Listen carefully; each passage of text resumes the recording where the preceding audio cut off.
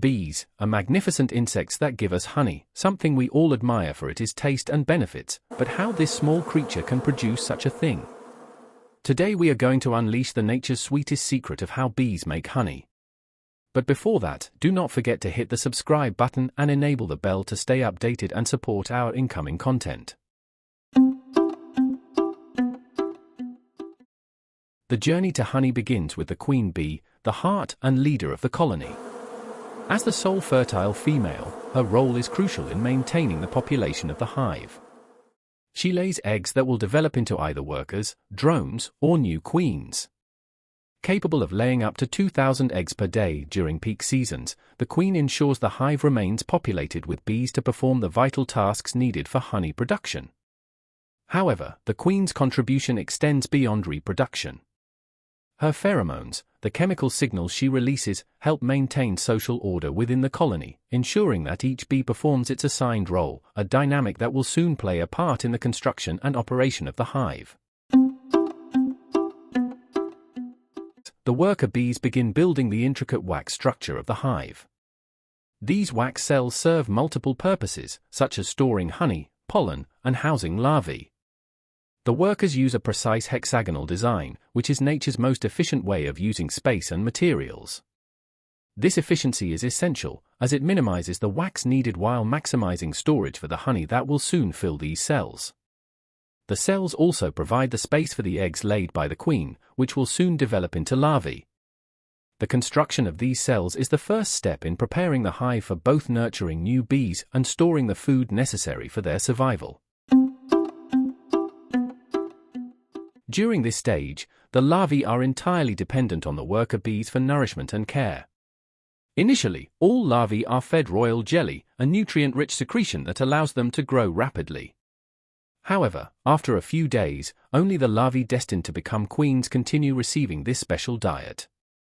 The rest are fed a mixture of pollen and honey, marking their path toward becoming worker bees or drones. This period of care is critical as the larvae mature into adult bees, taking on essential roles in the hive, roles that will soon lead to the production of honey. As the larvae mature into adult worker bees, they immediately begin contributing to the hive. These young workers take on responsibilities within the hive, such as cleaning, feeding the larvae, and maintaining the queen's health. As they age, they transition to more demanding roles like building wax cells, producing honey, and eventually becoming foragers who leave the hive in search of nectar and pollen. The worker bees are the backbone of honey production. Each worker's life cycle ensures that the hive is constantly maintained, cleaned, and ready to store the nectar that will eventually become honey. But how do they find the nectar in the first place? This is where communication comes into play.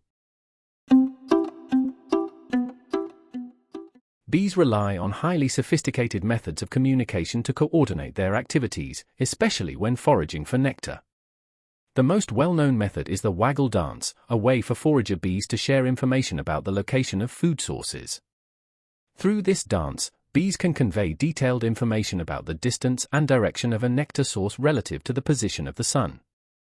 In addition to the waggle dance, bees use pheromones to signal important information, such as warnings of danger or the queen's status. This seamless communication ensures that the colony operates as a unified whole, guiding the foragers to new nectar sources that are essential for honey production. Once the forager bees receive instructions via the waggle dance, they head out in search of nectar-rich flowers. Scout bees, who act as the hive's explorers, are constantly searching for the best locations for nectar and pollen. Upon discovering a promising site, they return to the hive and communicate its location to the foragers through their dance. The selection of a nectar location is a critical decision, as it determines the quality and quantity of nectar available to the colony. With efficient communication and decision-making, the bees ensure that their energy is invested in the richest sources, laying the groundwork for a productive honeymaking process. Once a location has been identified, forager bees begin collecting nectar using their long, tube-like tongues. They store the nectar in a special stomach called the honey stomach, designed specifically for transporting nectar. A single forager can visit hundreds of flowers on one trip, filling her honey stomach before returning to the hive. During this collection process, bees also facilitate pollination by transferring pollen between flowers, ensuring the reproduction of plants, a vital role that further underscores the importance of bees in ecosystems. Upon returning to the hive, the foragers pass the nectar to other worker bees, which sets the stage for the nectar's transformation into honey. Once the nectar is brought back to the hive, the transformation into honey begins.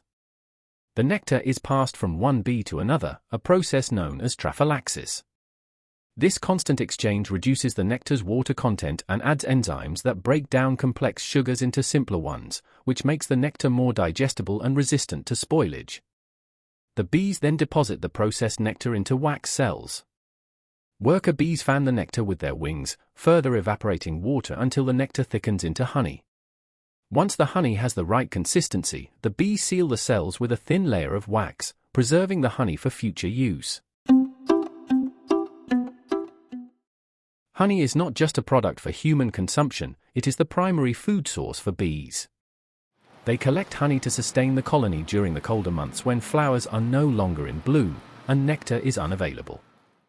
The stored honey provides the energy needed for the bees to survive and continue their activities when foraging is not possible.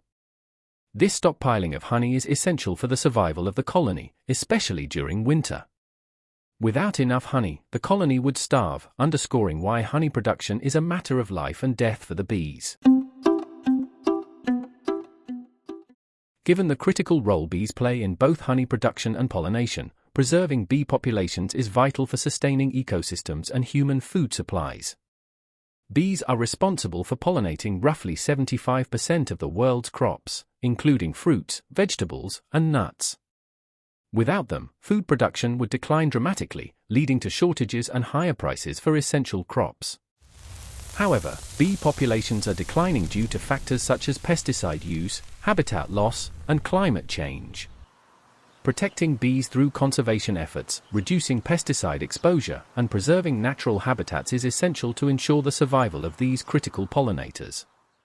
By addressing the challenges bees face, whether through conservation, reducing chemical use, or promoting sustainable farming practices, we safeguard not only the future of bee populations but also the future of humanity. Thanks for joining us on this incredible journey of how bees make honey. We would love to hear your thoughts into the comment sections about what you like to see in the next video. See you on the next one.